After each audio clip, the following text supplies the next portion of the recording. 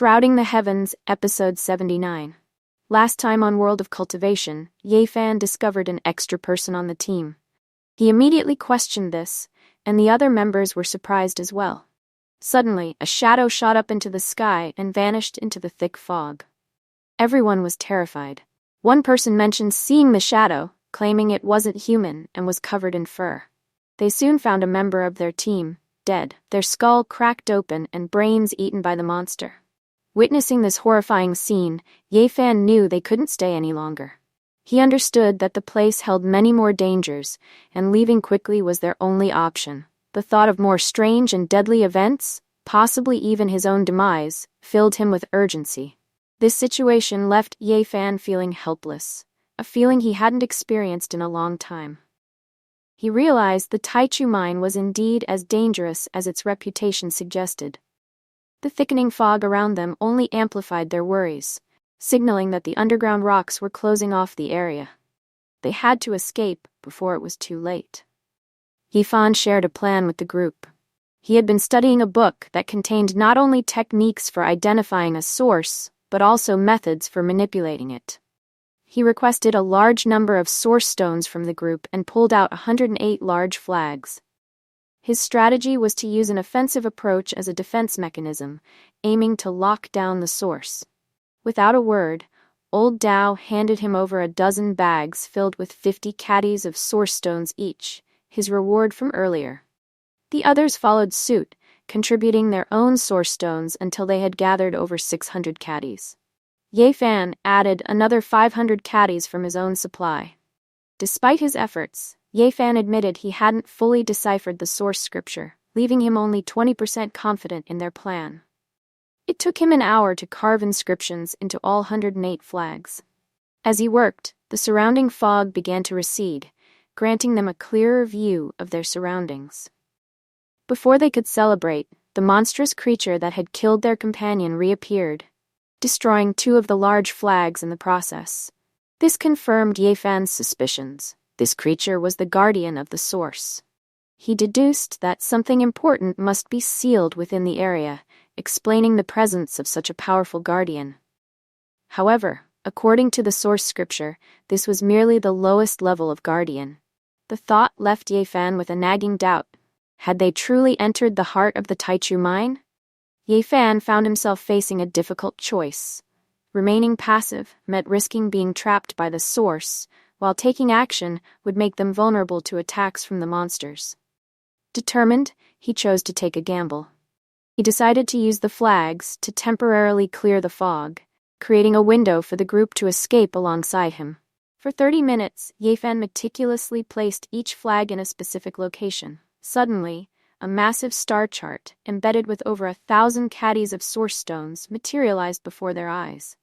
As the 108 flags ignited, the source stones transformed into a brilliant, radiant light. Ye Fan led the charge with Old Dao right behind him. They didn't dare slow down, pushing forward until they reached the perimeter of the fire dragon tomb. Although the area wasn't entirely safe, it offered a better chance of survival.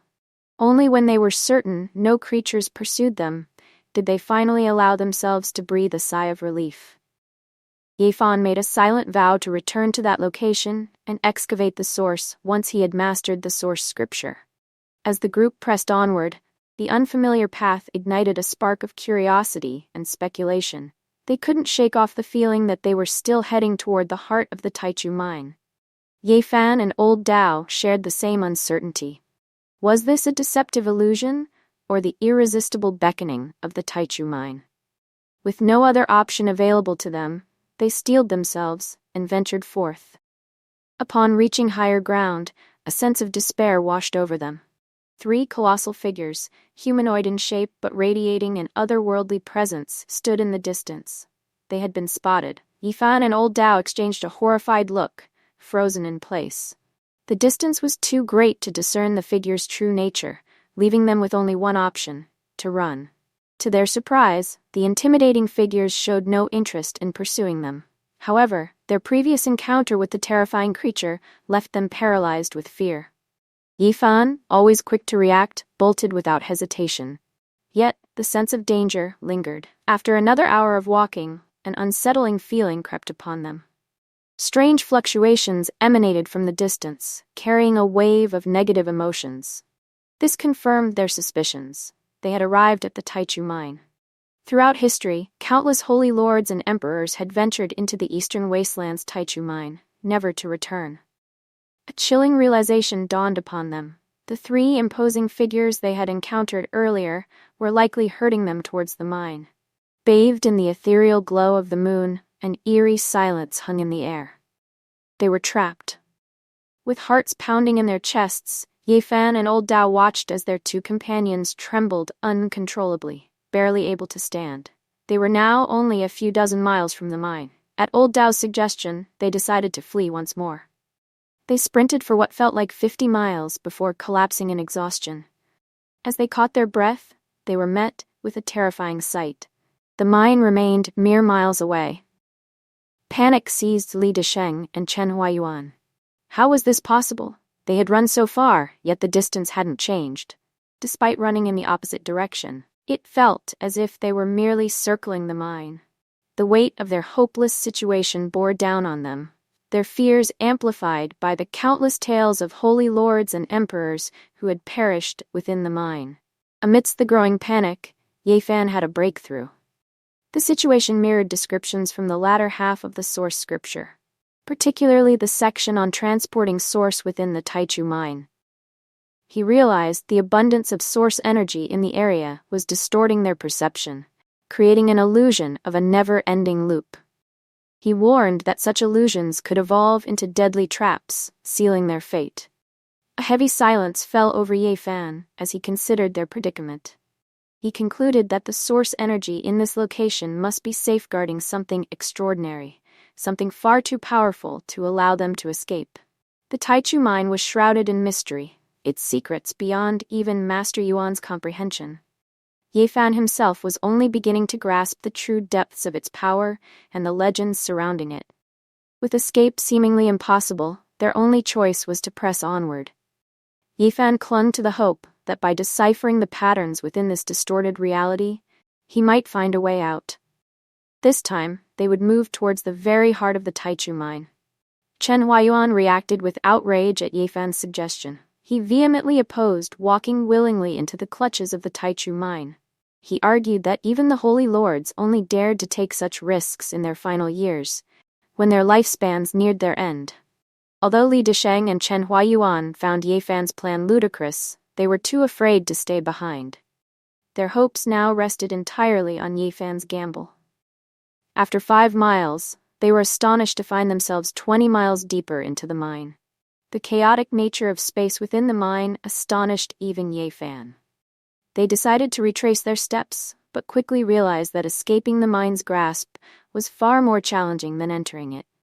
Covering a mere 20 miles took them an entire hour. Had Ye Fan not marked their path using inscriptions from the source scripture, finding their way back would have been impossible. For the next hour, Ye Fan diligently marked their path, testing different routes. Their last attempt proved to be the most perilous. During their most perilous attempt, they found themselves at the very edge of the Taichu Mine. In a startling turn of events, they spotted Huang Yanyin and Luo Jutian amidst the chaotic landscape. This was the source. Suddenly, one of their companions cried out, claiming to have seen a corpse. It turned out this man possessed the Eye of Yin in his left eye, granting him the ability to perceive things beyond ordinary sight. His description sent shivers down the spines of Ye Fan and Old Dao. They envisioned a horrifying spectacle, a celestial silver waterfall cascading from the heavens. Countless lifeless bodies suspended within its ethereal torrent. This grim sight filled their hearts with a sense of dread. It was a stark reminder of why even Master Zhang, a powerful celestial master, had refused to venture into the mine. As they stood before the imposing presence of the Taichu Mine, the earth shifted, and the very air crackled with energy. A colossal fissure tore through the mine's surface, plunging their surroundings into an abyss of darkness. An oppressive force descended upon them, a suffocating wave of horror and despair that sent shivers down their spines. This experience only solidified Ye Fan's understanding of the mine's terrifying power. Eager to understand the cause of this sudden shift, they turned to Li Desheng, the bearer of the Eye of Yin. But instead of answers, Li Desheng let out a blood-curdling scream, collapsing to the ground, his head thrown back in agony. He had gone blind. Fear gripped the remaining three, as darkness enveloped them once more. Just as quickly as it had vanished, the starlight returned, bathing the world in its familiar glow. However, the sense of foreboding lingered. Their respite was short-lived. Darkness descended once more, heavier and more oppressive than before. Old Dao recalled an ancient legend about the Taichu Mine. It was said that at the stroke of midnight, the mine would awaken, greedily devouring the very essence of heaven and earth. They had to escape before they, too, were consumed. Fortunately, Ye Fan's explorations had given him a rudimentary understanding of the mine's distorted reality. He meticulously calculated their steps, drawing upon the wisdom of the source scripture, which emphasized the importance of careful movement within the mine. Under his guidance, they navigated the treacherous landscape, finally emerging from the heart of the strange area, back to where they had started, 80 or 90 miles from the Taichu Mine. Step by painstaking step, they walked, rested, and walked again, ultimately breaking free from the mine's grasp and finding themselves 150 miles away. The four of them breathed a collective sigh of relief, Ye Fan in particular looking as if he were about to collapse from exhaustion. Huan Yuan, overcome with gratitude, declared that he would erect a memorial tablet in Ye Fan's honor. Yet, Ye Fan and Old Dao knew their ordeal was far from over. They understood that within the depths of the Taichu Mine, countless dangers lurked, each more terrifying than the last. Survival hinged on their vigilance. Their moment of respite was shattered as the three colossal figures reappeared, towering over them like vengeful gods. The figures unleashed a horrifying wave of creatures from the Forbidden Zone, creatures far more terrifying in their life than in death. Ye Fan and Old Dao instinctively prepared to flee, but with the Taichu Mine looming behind them, their options were limited.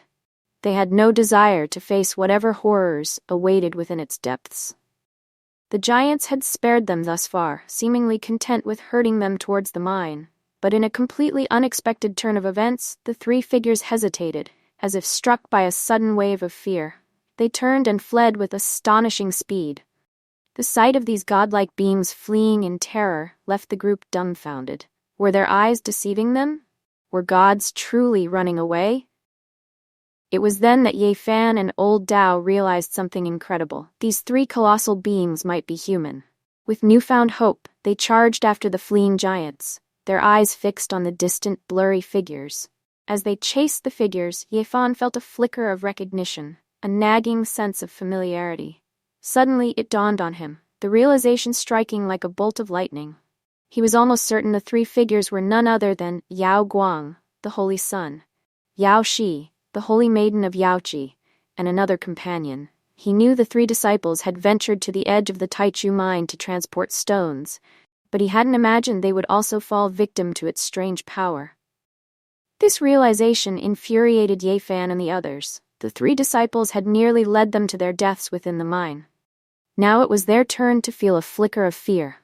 And so began an amusing chase. Ye Fan and his group pursued the three Holy Land disciples, who were fleeing in a panic. The Holy Sun and Holy Maiden, usually the epitome of grace and composure, were now running for their lives. Ye Fan eventually caught up to them and called out to Yao Guang. The three disciples, believing their pursuers to be creatures from the Forbidden Zone, were startled. After a flurry of explanations, they realized the misunderstanding. Yao Shi, her composure regained, couldn't help but complain. "You're just as bad as that unscrupulous Taoist. You recognized us, yet you still chased us without a word." Yao Guang, the Holy Sun, also felt that Ye Fan's prank had gone a bit too far. Changing the subject, Ye Fan asked how they ended up in this situation. The disciples recounted a tale similar to their own. While outside the forbidden area, a strange black wind had swept over them, killing and injuring many, and dragging them into the depths of the Taichu Mine. They all shared the same intuition. Crossing the blood-colored plain ahead would lead them out of the Forbidden Zone. But after walking for some time, they stumbled upon a pine forest, an impossibility within the barren landscape of the Taichu Mine. Everyone was baffled. As they ventured deeper into the forest, they discovered rows of glowing corpses. Upon closer inspection, they were horrified to find that the corpses belonged to great emperors, individuals who had reached the pinnacle of cultivation. Even the emperors of the immortal dynasty, with their unparalleled strength, had met their demise in this place. Clearly, they were in grave danger. Suddenly, Yifan's eyes widened as he recalled a passage from the source scripture. When things reach their extremes, they must turn into their opposites. He realized that the presence of such a vibrant forest within the desolate Taichu Mine indicated something extraordinary lay beneath the surface. This was a place even Master Yuan would avoid. Without hesitation, Yifan turned and retreated, urging the others to follow. They all fled, their fear growing with every step. Yifan, no longer concerned with maintaining appearances, sprinted away with astonishing speed, leaving the other 6 in awe. They ran for their lives, the image of the glowing corpses seared into their minds. Would they escape the clutches of the Taichu Mine? Find out in the next episode.